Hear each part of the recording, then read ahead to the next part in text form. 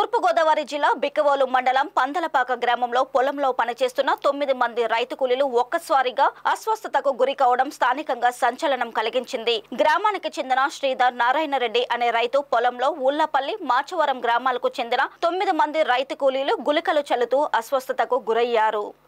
వెంటనే స్పందించిన రైతు శ్రీధర్ నారాయణ రెడ్డి 108 వాహనంలో ఆసుపత్రికి తరలించి వైద్యం అందించారు. మరోవైపు విషయం తెలుసుకున్న అనపర్తి ఎమ్మెల్యే నల్లమెల్లి రామకృష్ణారెడ్డి హుటాహుటిన వైద్యులను అప్రమత్తం చేయడంతో పాటు పేషెంట్లు త్వరగా ఆసుపత్రికి చేరుకునేలా చర్యలు చేపట్టడంతో బాధితులు ప్రాణాపాయం నుండి వారు బయటపడ్డారు. అనంతరం ఆసుపత్రికి చేరుకున్న ఎమ్మెల్యే పేషెంట్లను పరామర్శించి వైద్యులతో మాట్లాడి రైతు కూలీల ఆరోగ్య పరిస్థితిని తెలుసుకున్నారు. పేషెంట్లకు మెరుగైన వైద్య సేవలు అందించాలని వైద్యులకు సూచించారు. ఆల్మోస్ట్ అందరి పరిస్థితి నిలకడగానే ఉంది. ఎటువంటి ఆందోళనకరమైన పరిస్థితి లేదు.